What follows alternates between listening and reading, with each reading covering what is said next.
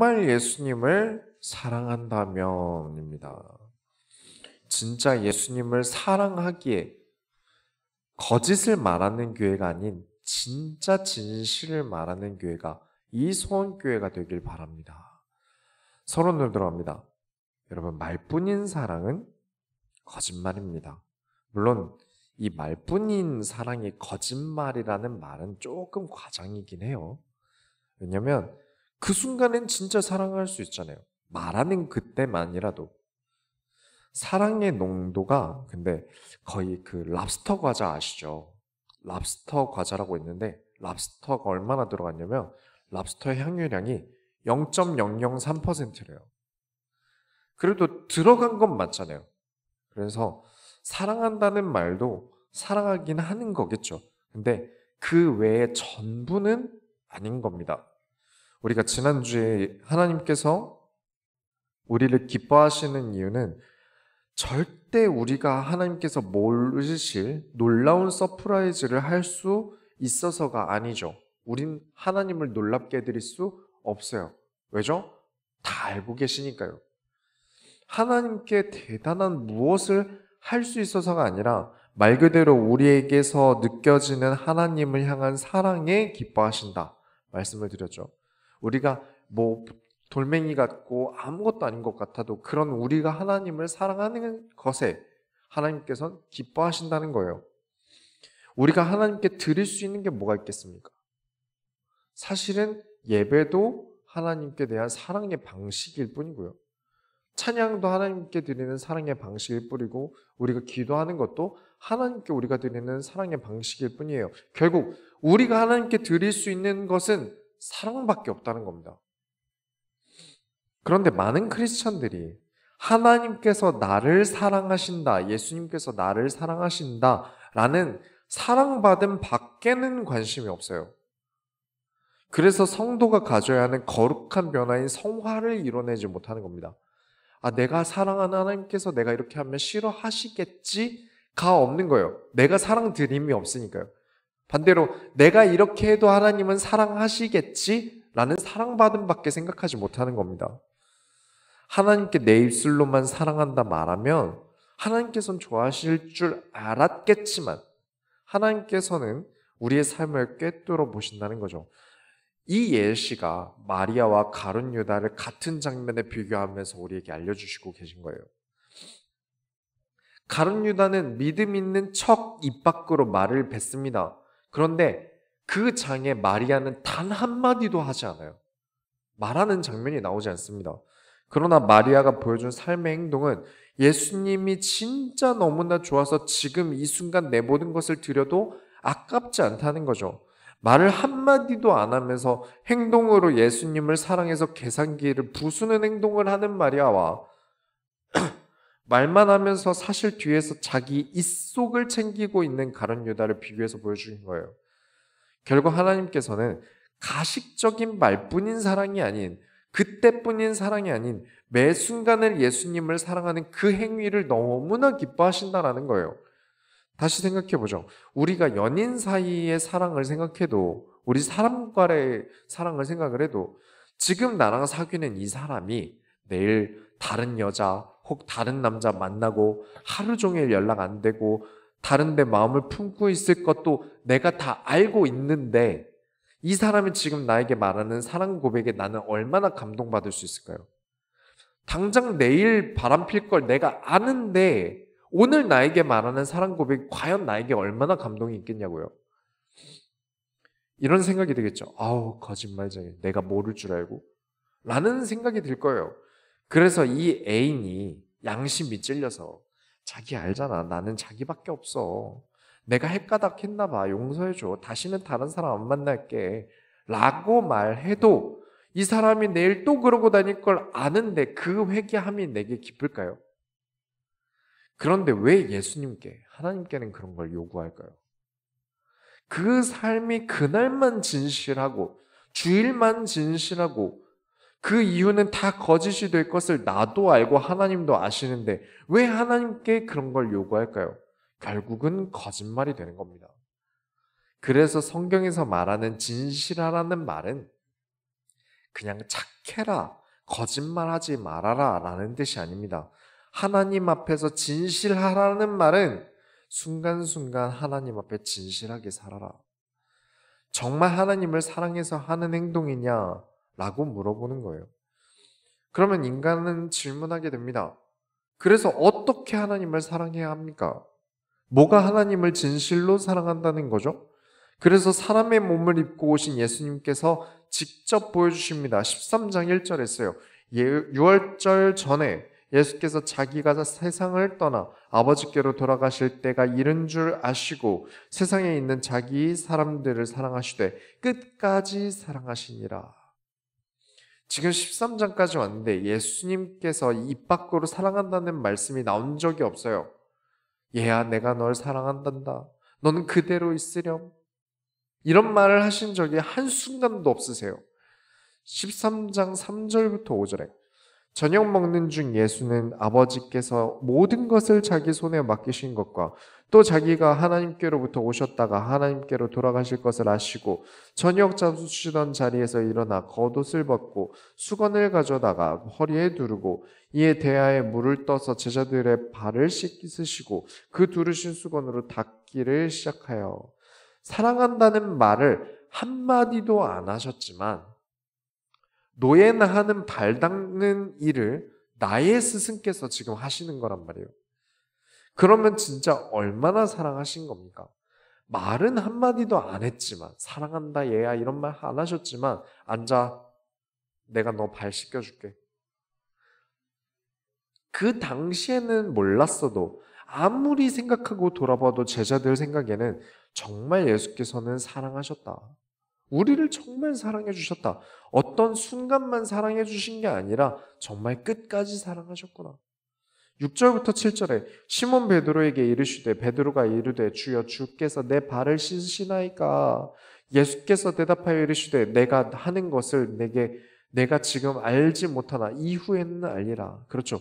이후에 알리라. 이후에 보니까 그래, 예수님께서 이제 우리와 육신적인 이별, 십자가를 지러 갈 것인데 그 순간까지도 자신을 챙기신 것도 아니에요.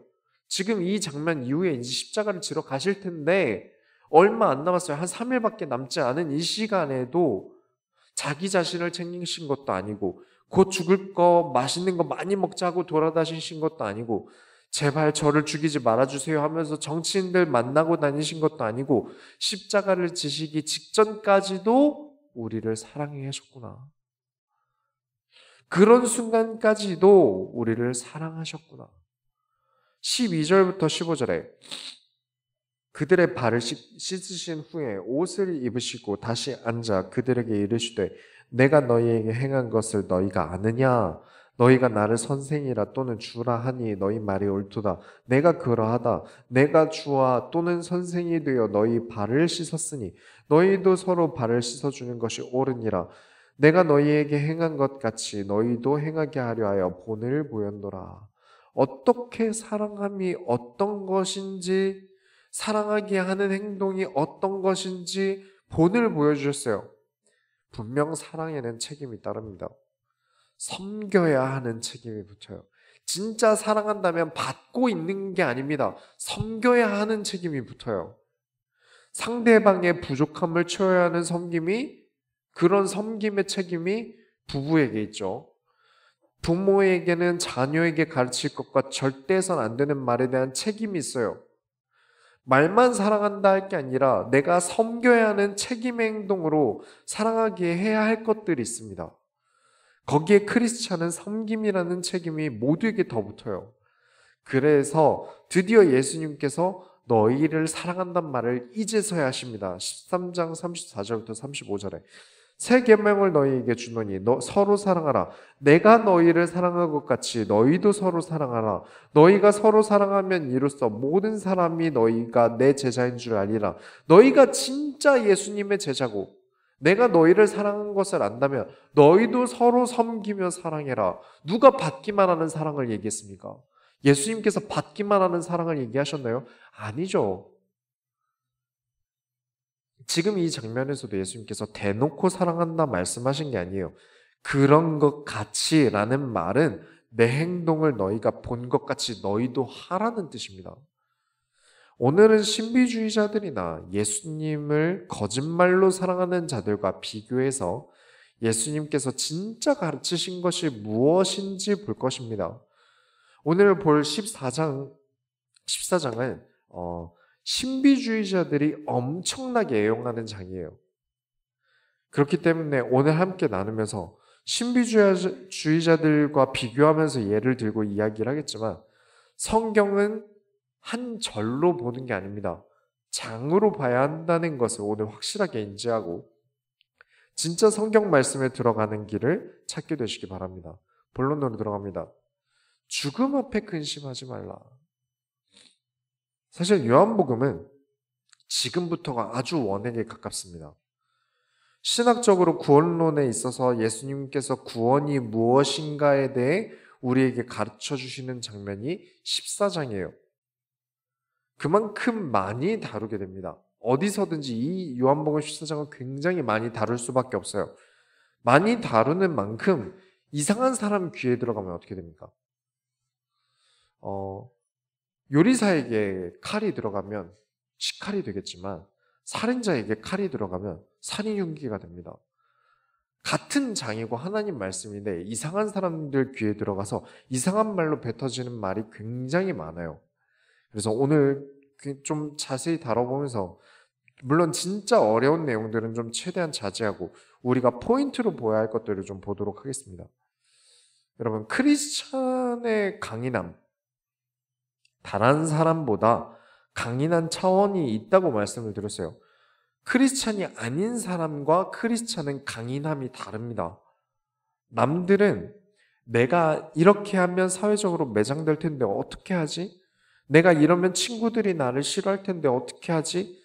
이런 평범한 자세가 만약 크리스찬의 자세라면 지금 와 있는 이 성경과 여기 있는 이런 교회는 우리에게 없었을 겁니다.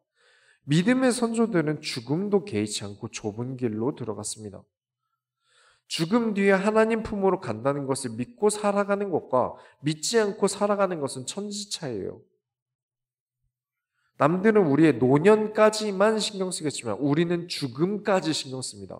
그 죽음 뒤까지 생각해요. 다른 거죠. 이제 예수님께서 십자가를 지시게 되는 그 순간에 이 제자들과 무리들은 어떤 마음으로 살아가게 될까요? 많은 걱정에 둘러싸여 살아가게 될 거예요. 그렇죠? 다 버리고 쫓아왔는데 예수님께서 지금 돌아가신단 말이에요. 내가 처한 사회적 매장 분위기를 극복해야 되는 게 쉽지 않다는 것을 잘 알고 있을 거예요. 그래서 제자들이 어떻게 했습니까? 예수님을 본 적도 없는 척하고요. 부인하고요. 왜죠?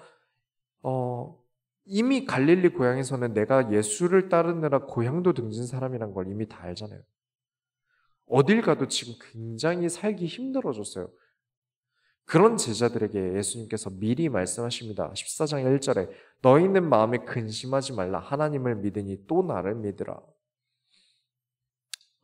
너희가 예수의 죽음을 볼 것이다. 나의 죽음을 볼 것이다. 그러나 내가 죽은 자의 부활에 대해서도 말하지 않았느냐? 그러니 나를 믿으라.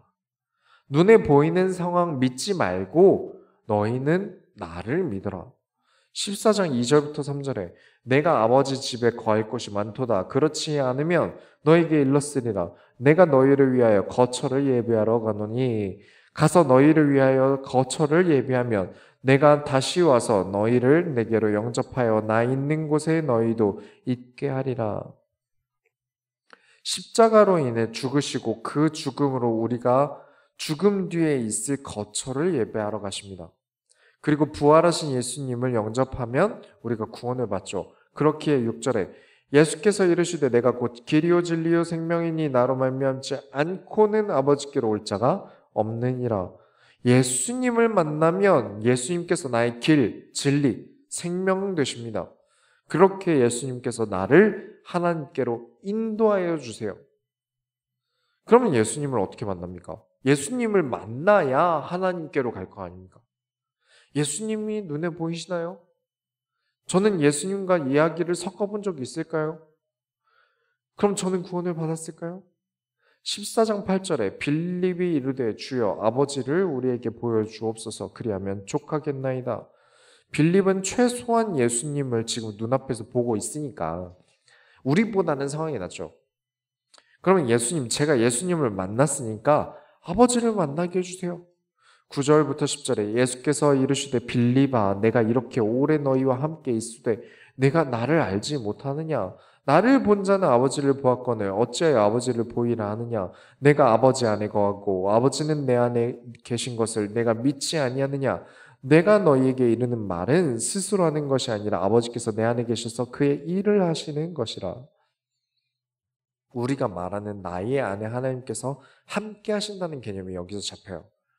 내가 예수님을 말씀대로 만나고 그 예수님으로 말미암아 성령 하나님께서 내 안에 거하시고 내 안에서 새로운 일을 행하신다는 거죠.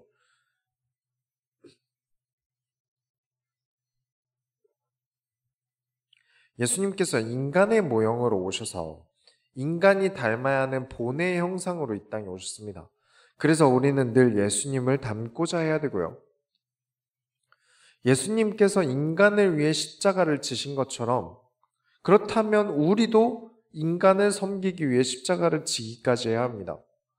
각자가 하나님 나라의 일을 위해 받은 사명이 있고 그 사명은 죽음까지도 넘어서서 완주하려고 해야 하는 게 크리스천이에요. 왜냐? 예수님께서 먼저 본을 보이셨으니까요. 그런데 이 이야기를 해보죠. 여러분도 제 설교를 오랫동안 들어보신 분들은 다 아시겠지만 나도 모르게 이런 말이 나왔어. 아무래도 내 안에 하나님께서 말하게 하신 것 같아. 라고 말하는 사람들에 대해서 제가 좋게 보지 않는다는 것은 잘 알고 계시죠? 우리 교회에서는 그런 말 안 하시는 게 좋습니다라고 말씀도 드리고요. 지금 이 14장은 예수님의 십자가 죽음이라는 어마어마한 사건 앞에 직면한 상황입니다. 이제 곧이에요. 내 안에 하나님께서 나도 모르게 말씀하셔야 될 정도로 역사하셔야 할 정도의 일 앞에 있다면 모르겠는데 그렇지 않은데도 그냥 아무 상황에나 그냥 아무 말이나 해놓고 성령님께서 말하게 하셨어는 정말 잘못된 거예요. 그건 신성모독에 가까워요. 좋은 게 아니죠. 내가 방언으로 하나님의 크고 비밀한 일을 말할 정도면 내가 죽음 앞에 서 있거나 나라가 위기 앞에 있거나 할 정도가 아니면 나올 말이 아니에요. 목사님 증거 있습니까? 증거 있죠. 성경입니다. 어느 선지자가 나라가 나 자신도 아무 일도 없는데 갑자기 하나님의 말씀이 내게 임했다면서 이야기를 시작합니까? 그런 경우는 없어요. 그러면 하나님께서 내 마음에 그런 생각이, 그런 마음이 들게 하셨다라고 말하는 것에 대해서는 어떻습니까? 네, 주실 수 있습니다. 저도 인정해요. 하나님께서 내 마음에 그런 마음을 품게 하실 수 있어요. 생각나게도 하시고요. 깨닫게 하시기도 하세요. 그런데 사람들이 너무 급해요. 여러분, 그런 마음과 생각이 떠올랐다면 확신할 수 있습니까? 이게 하나님이 주신 마음인지 그냥 내 생각인지 구분하실 수 있으신가요? 그래서 그 마음과 하나님께서 주신 그 마음일지 아닐지 모르는 그 마음과 생각을 하나님의 말씀인 성경과 한 주간 강단 말씀과 함께 살아가면서 검증하는 시간을 가져야 돼요. 막바로 나의 마음에 그런 생각이 들었다고 하나님께서 하라고 하셨어가 아니라 한 주간 살아보고 길게 살아보면서 검증하는 시간을 하나님이 주신 생각이 맞구나 라는 시간을 가져야 돼요. 그렇게 검증해야 내 착각인지 진짜 하나님께서 주신 것인지 알 수 있는데 모든 걸 기분 따라 생각난다고 여기저기 말하고 다니면서 하나님을 운운하는 게 절대 좋지 않다는 겁니다. 우리 마음은요 호르몬에 따라도 바뀌어요. 밖의 날씨에 따라도 바뀌어요. 내가 보는 눈에도 바뀌어요. 산에 갔을 때 마음과 바다에 갔을 때 마음이 달라요. 내가 맛본 맛이 단맛에 따라 다르고 매운맛에 따라 달라요. 그런 마음을 어떻게 한순간에 확정할 수 있겠습니까? 성령께서 말하게 하심, 하나님께서 내게 예언을 주심이라는 게 성경을 쓴 사람도 평생 중에 몇 번 되지 않습니다. 어째서 오늘날 그렇게 신비기가 있는 사람들은 매일 예언을 하고 매일 은사가 있습니까? 그건 예언도 은사도 아닌 기분이고 느낌이고 감일 뿐이에요. 내가 그리스도로 인해 죽음 앞에 서야 할 때, 혹은 그리스도의 영광이 세상에 사라지려고 할 때, 우리는 기억해야 됩니다. 예수께서 나를 아버지께로 인도하셨다. 그러니 두려워 말라. 하나님께서 나의 마음을 지키실 것을 기도하면서 담대히 나아가는 뜻이었어요. 두 번째로, 너희가 나를 사랑하면 나의 계명을 지키리라. 정말 하나님을 사랑한다면 행동한다. 요한복음을 가지고 계속해서 증명하고 있습니다. 하나님께 받기만 할 생각뿐이면서 사랑한다고 말하는 것은 거짓말이다. 절대 참이 될 수 없다. 지금까지 사건을 나열하면서 비유를 풀어서 여러분께 말씀을 드렸지만 이 14장에선 예수님께서 대놓고 이야기하십니다. 14장 15절에 너희가 나를 사랑하면 나의 계명을 지키리라. 아무 계명도 지키지 않으면서 사랑한다고 말뿐인 것, 하나님의 말씀에는 관심도 없으면서 이상한 기독교 유튜버들 기웃거리는 것 정말 별로입니다. 계명은 하나님의 말씀입니다. 헬라어로 엔톨레라고 하는데 명령을 말해요. 내가 너희에게 지키라고 한 명령을 지켜 행하라 라는 뜻이죠. 너희가 나를 사랑했다면 나의 명령을 지켰으리라 라는 뜻이에요. 예수님께서 하신 모든 명령은 말씀입니다. 쓸데없는 얘기 안 하셨어요. 제가 성도님들께 안녕하세요 라고 말하는 것은 인사일까요? 말일까요? 말로 인사한 거죠. 예수님께서 하신 명령은 명령일까요? 말씀일까요? 말씀으로 명령하신 거죠. 그래서 이 두 가지는 동일하게 보셔야 합니다. 정말 예수를 사랑하는 자는 예수님의 계명을 지키리라. 지켜라가 아니라 사랑하기에 지켰을 것이다. 우리가 지난주에 사랑에 대해서 다뤘죠. 말뿐인 사랑은 거짓말이다. 분명 사랑했다면 행동했을 것이다. 그 사랑의 기준은 계명, 곧 말씀이다. 그런데 하나님의 말씀, 성경을 소중하게 여기지 않는 사람들이 자꾸 성령에 대해서 얘기를 해요. 이론으로 알 수 없는 성령, 느낌으로 알 수 없는 마음에 가득 역사하시는 성령님, 이렇게 이야기를 하는데 그 논리는 절대 성립되지 않습니다. 15절부터 17절에 너희가 나를 사랑하면 나의 계명을 지키리라. 내가 아버지께 구하겠으니 그가 또 다른 보혜사를 너에게 주사 너 영원토록 너희와 함께 있게 하리니 그는 진리의 영이라. 세상은 능히 그를 받지 못하나니 이는 그를 보지도 못하고 알지도 못함이라. 그러나 너희는 그를 아나니 그는 너희와 함께 거하시며 또 너희 속에 계시겠음이라. 나의 계명을 지키는 자에게 내가 구하겠으니 다른 보혜사 성령을 너희에게 주사 함께 있게 하신다. 말씀 없이는 성령을 주신다라는 게 없는 거예요. 하나님의 말씀을 지키는 자에게 주시는 게 성령이라는 뜻입니다. 말씀은 모르겠고 성경 모르겠고 열심히 목이 쉴 때까지 기도해서 성령 충만을 받겠다는 사람들이 있어요. 절대 안 됩니다. 진리의 영이신 성령을 세상이 능히 받지 못하지만 예수님께서는 예수님을 사랑하기에 말씀을 소중히 여기고 지키는 자에게 주시겠다는 게 성령이에요. 그런데도 자꾸 말씀과 성령을 따로 봅니다. 말씀은 따로, 성령님께서 내 안에서 따로. 절대 신비주의, 은사주의, 장풍 쏘고 귀신 내쫓는다고 헛소리하는 사람들은 듣지도 마시고 보지도 마세요. 진짜 예수님을 사랑한다면 어떤 은사를 드러내려고 하는 게 아니라 예수님의 말씀을 더 드러내려고 합니다. 왜냐? 은사가 먼저 드러나면 내가 먼저 드러나요. 예수님을 사랑하는 사람입니까? 나를 사랑하는 사람이겠죠. 이런 은사를 낮추고 내가 할 줄 아는 어떤 능력을 낮추고 예수님의 말씀을 더 드러냅니다. 그 사람이 진짜 하나님을 사랑하는 사람이죠. 어떤 은사만 보여주는 사람은 절대 목 살 수 없습니다. 교회 간판 붙어 있다고 교회가 아니듯 목사라는 직함이 있다 하더라도 하나님의 말씀인 성경의 가치를 퇴색시키고 자기 자신을 드러내는 사람을 목사라고 말할 수 없어요. 20절부터 21절에 그날에는 내가 아버지 안에 너희가 내 안에 내가 너희 안에 있는 것을 너희가 알리라. 나의 계명을 지키는 자라야 나를 사랑하는 자니 나를 사랑하는 자는 내 아버지께 사랑을 받을 것이요 나도 그를 사랑하여 그에게 나를 나타내리라. 하나님의 말씀을 지키는 것과 하나님에 대한 사랑은 굉장히 밀접한 겁니다. 하나님의 말씀을 지키지 않는 자는 하나님을 사랑할 수 없다니까요. 하나님을 사랑하지 않는다는 증거가 예수님 저는 주시기만 하세요. 저는 예수님 말씀대로 안 할래요. 예수님의 말씀을 사랑하지 않았고 그 말씀은 지키지도 않는데 자꾸 어디 가서 나는 하나님의 사랑을 받은 사람이야.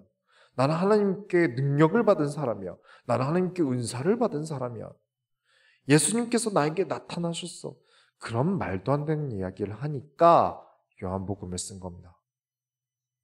기억하시죠? 요한복음이 써진 이유는 초대교회 많은 교회들이 말씀과 상관없이 사도들이 가르친 적도 없는 아무 말이나 가르치기 시작해서 그것을 바로잡기 위해서 쓴 게 요한복음이에요.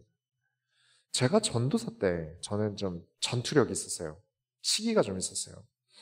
그래서 말도 안 되는 무슨 말을 하면 그냥 무시하고 넘어가야 되는데 제가 반박하고 논쟁을 펼치는 걸 좀 많이 했어요. 왜냐면 저는 제가 하는 이 직업에 대해서는 프로가 되고 싶었습니다. 아무 말이나 하면서 목사라는 직함을 달고 있는 사람이 되고 싶지 않았어요.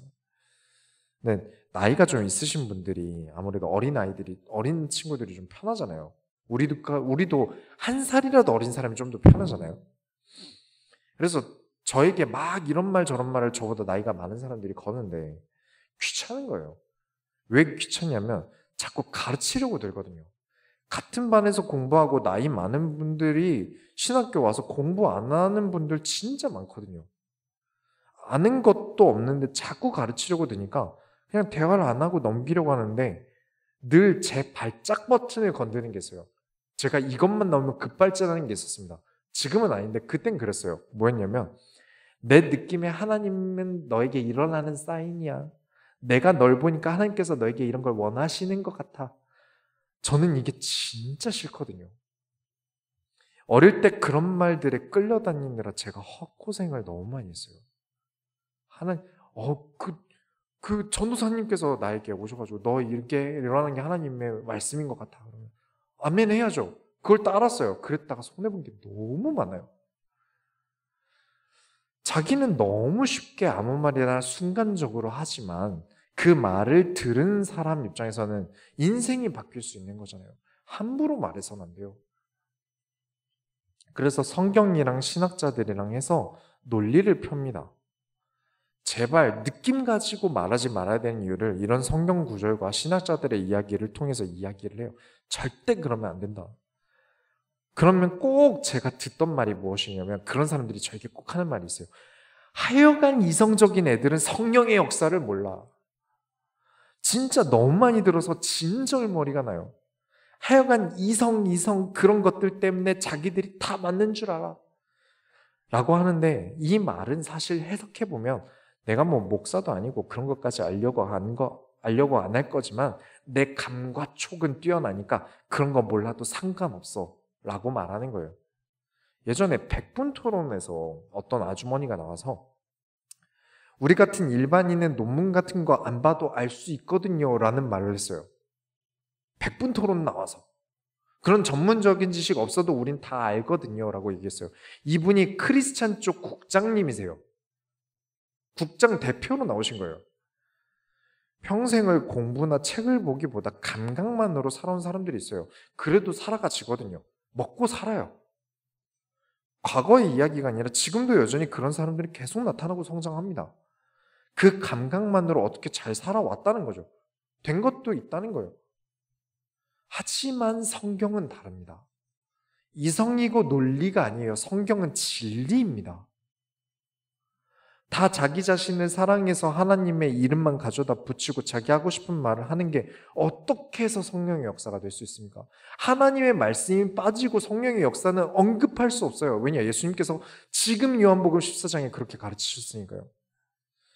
여러분, 하나님께서 인간만 다른 포유류보다 뇌를 60% 이상 크게 만드셨어요. 그 중에도 데네피즈를 크게 발달시키셨고요. 인간은 이성 없이 감각만으로 살아가라고 만드신 게 아니라는 거예요. 개처럼 후각, 박쥐처럼 초음파, 이런 감각만으로도 충분히 살아갈 수 있는 존재가 우리 인간은 아니에요. 신체 능력은 저 바닥인데 우리 인간이 먹이사슬 꼭대기에 있을 수 있는 이유는 이성 때문입니다. 그렇게까지 이성을 주신 이유는 하나님의 말씀을 이해하도록 창조하셨다는 거예요. 이성을 내버려두고 성령의 역사만 감각으로 찾으려고 한다면 그건 인간이 아니라 동물로 살겠다는 겁니다. 하나님의 말씀을 이성적으로 이해하지 못해놓고 어떻게 계명을 지킨다는 겁니까? 하나님의 말씀을 이해하지도 못했으면서 어떻게 지킨다는 건가요? 그건 불가능하죠. 말씀이라는 것은 이성으로 믿어 감성으로 기뻐하는 겁니다. 다시 말씀드립니다. 하나님의 말씀은 이성으로 믿어 감성으로 기뻐하는 것이에요. 세 번째로, 말씀대로 살아왔기 때문에 분명히 가지게 된 평안이 있습니다. 그래서 우리의 감정은 뒤로 미는 거예요. 어느 쪽이든 전문가라는 게 나오지 않습니까? 신비주의자들 중에도 전문가들이 나와요. 이것만 하는 사람들이 있어요.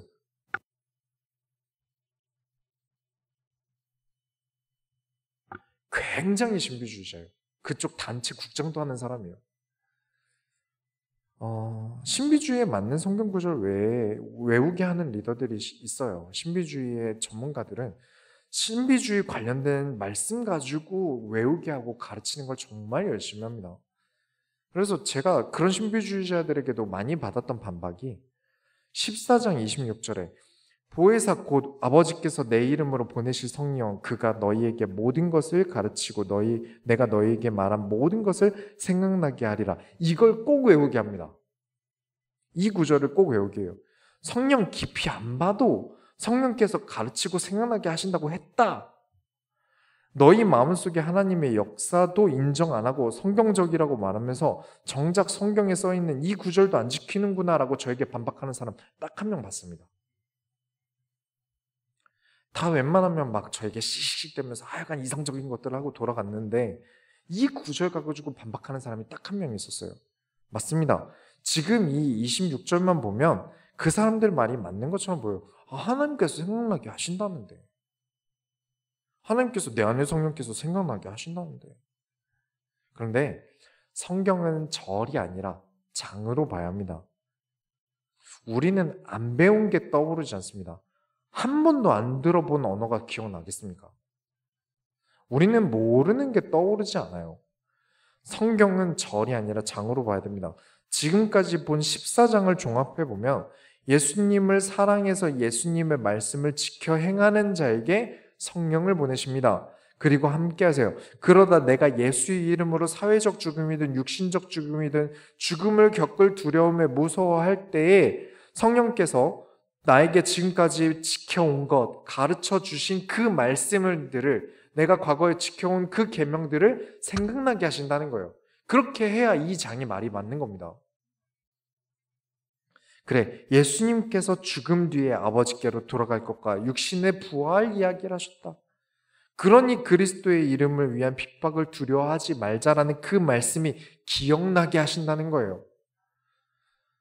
이러면 또 이렇게 나옵니다. 그런 식으로 이성적으로 신앙생활하는 사람들은 평안이 없어. 성령의 사람은 평안을 끼치는데 네가 지금 나를 굉장히 불편하게 하는 걸 보니까 너는 성령의 사람이 아니구나. 너는 평안이 없고 고뇌뿐이구나. 어떤 일이 있을 때 평안이 있다면 하나님께서 하신 거다. 이런 일에 평안이 임했으니까 이건 하나님께서 이렇게 하신 거구나. 이렇게 믿는 분들이 더러 계세요. 내가 그 말을 하고 평안하면 하나님께서 하신 거다. 내가 그 말하면서 불편하면 하나님께서 이거 원하지 않으시는구나. 이런 마음의 감정으로 하나님을 판단하더라고요. 그렇게 주장하는 사람들이 쓰는 구절이 바로 다음 구절인 27장입니다. 평안을 너희에게 끼치노니 곧 나의 평안을 너희에게 주노라. 내가 너희에게 주는 것은 세상이 주는 것과 같이 아니하니라.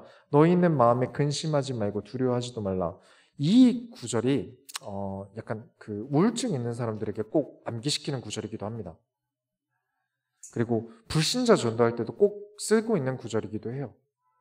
그런데 지금 사실 이 절은요, 14장은 예수님께서 두려워하지 말라, 근심하지 말라는 말은 곧 일어날 난리, 우리의 삶의 큰 위기들 앞에서 우리가 적용해야 될 말씀이지 평소에 하라는 말은 아닙니다. 그 증거가 바로 다음 구절이에요. 28절부터 29절에 내가 갔다가 너희에게로 온다 하는 말을 너희가 들었나니 나를 사랑하였더라면 내가 아버지께로 감을 기뻐하였으리라. 아버지는 나보다 크심이라. 이제 이 일이 일어나기 전에 너희에게 말한 것은 일이 일어날 때에 너희로 믿게 하려 함이라. 예수님께서 죽으시러 가시고 다시 부활하셔서 이 땅에 오신다는 이야기를 지금 제자들에게 하고 계신 거죠. 하지만 이때는 제자들은 당시에 사실 싸움이 있었어요.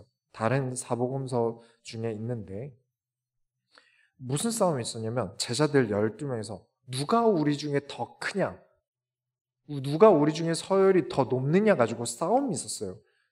누가 가장 윗사람이냐 하고 싸우던 때예요. 예수님에 대한 사랑 같은 건 신경도 안 쓰던 때인 거죠. 그 결과 예수님께서 십자가 지러 가실 때 누구도 기뻐하지 못했습니다. 아, 예수님께서 우리를 위한 구원을 이루러 가시는구나. 예수님께서 지금까지 가르치신 말씀, 예수님께서 제자들에게 십자가 지실 것을 이야기 안 하셨나요? 하셨습니다. 부활에 대한 이야기 안 하셨나요? 하셨습니다. 예수님께서 그리스도로서 하나님 나라의 일을 이루실 것을, 다 이루실 것을 이야기하셨어요. 그런데 예수님을 사랑함으로 그 말씀을 믿고 살아가고 있는 중이 아닌 거예요. 그 결과 십자가 지실 때 분위기는, 제자들의 분위기는 지옥 그 자체였던 거죠. 너희가 진짜 믿었다면 기뻐했으리라. 말씀대로 살아가자. 날마다 말씀으로 살아가며 나아가자라고 강조를 많이 할 수밖에 없는 이유는 그렇게 말씀으로 살아간 사람만의 강함이 있어요. 그렇죠. 제가 여러분 직장에 가서 여러분 직장 일을 한번 해보려고 하면 제가 얼마나 긴장하겠습니까? 전 처음 해보니까요. 하지만 여러분들은 아무것도 아니겠죠.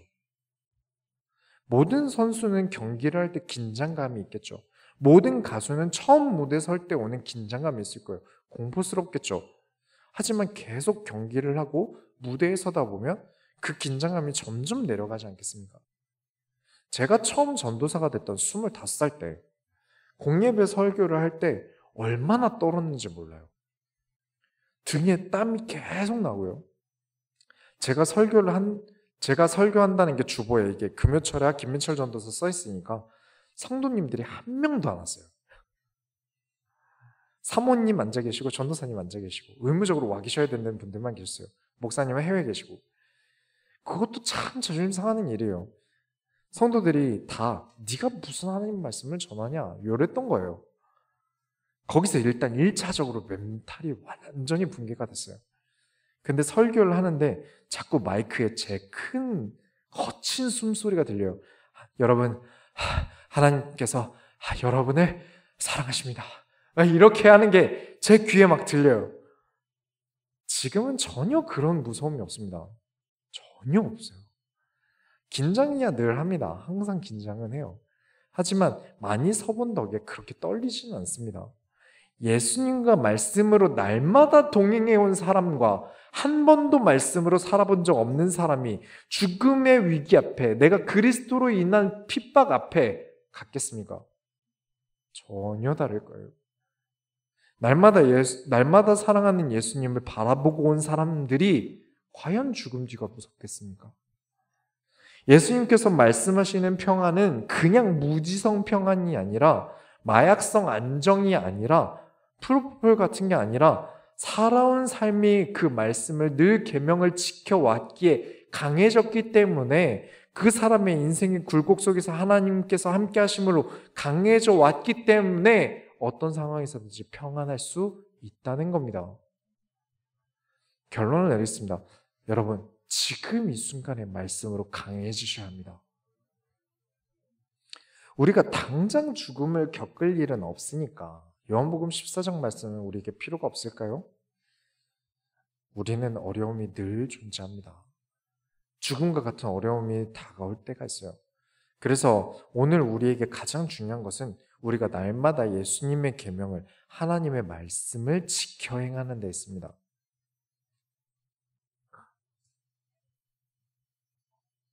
늘 지켜 행해 왔다면 우리가 어려움을 당할 때 그 말씀이 생각나게 하시고, 왜냐?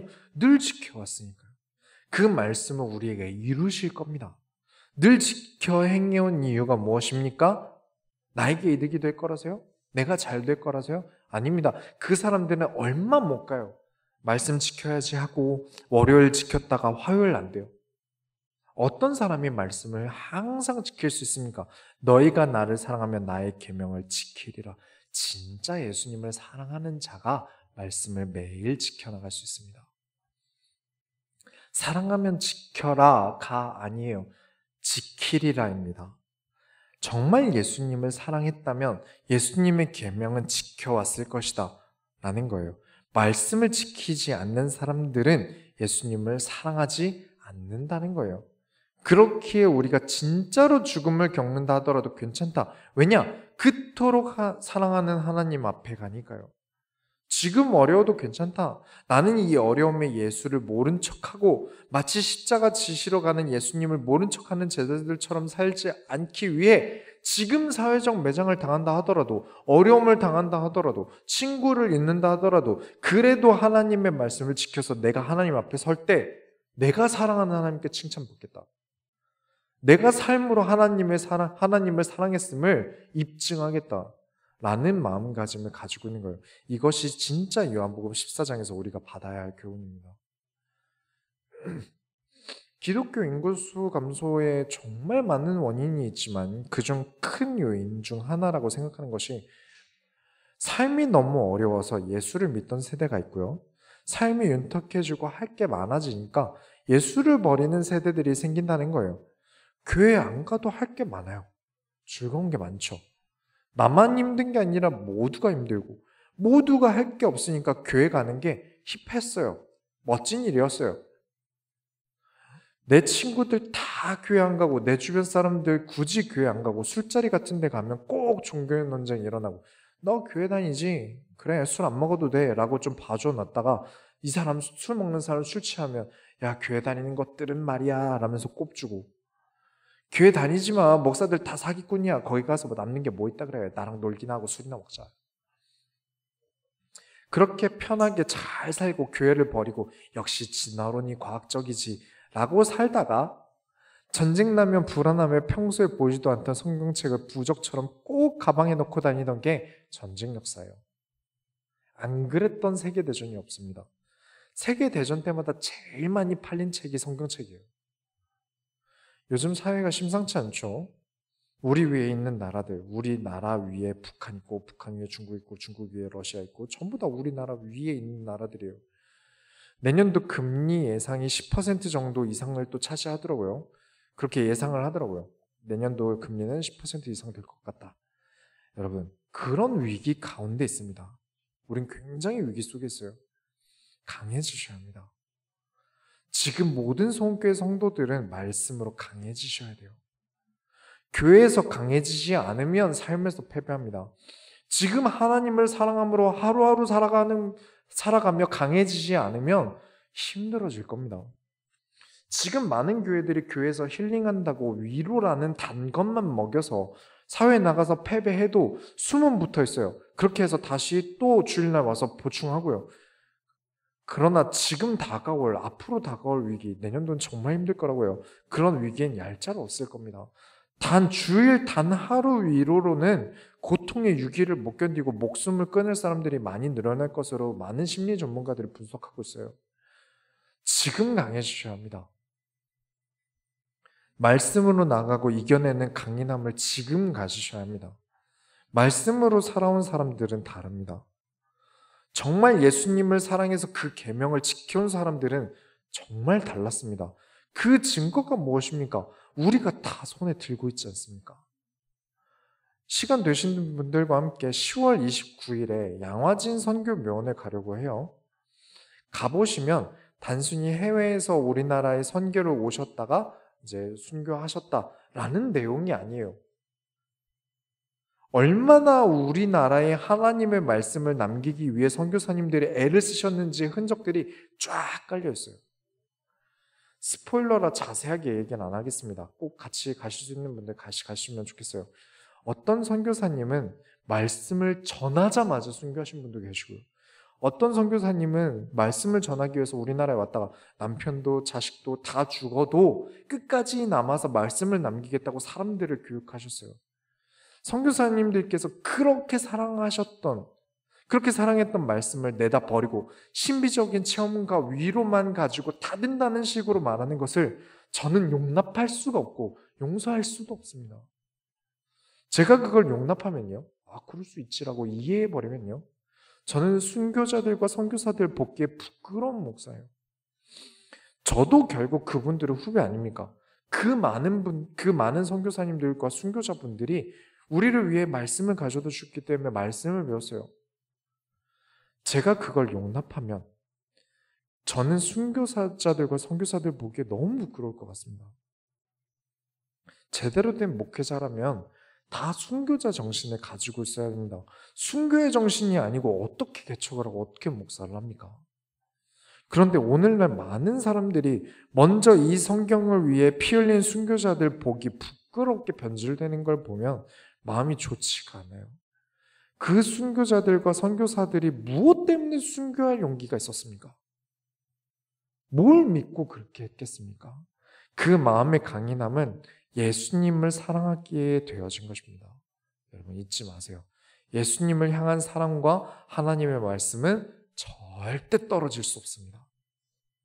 사랑했기에 말씀을 지켜왔고 말씀을 사랑했기에 말씀으로 인해 강해진 게 모든 순교자들, 믿음의 영웅들이요. 부디 앞으로 우리에게 어떤 어려움이 다가오더라도, 우리에게 진짜 죽음과 같은 어려움이 다가오더라도 평안할 정도의 강함을 가지기 위해 매일 날마다 하나님의 말씀과 동행하시길 바랍니다. 우리가 하나님의 소원을 이루어드립시다. 하나님 감사합니다. 오늘도 우리에게 이 소중한 하나님의 말씀을 주시며 감사드립니다. 이 말씀으로 살아가면서 하나님을 사랑하기에 이 말씀을 지켜가면서 생기는 강함으로 우리가 세상을 능히 이기게 하여 주옵소서. 살아계신 예수 그리스도의 이름으로 기도드렸습니다. 아멘. 찬송가 70장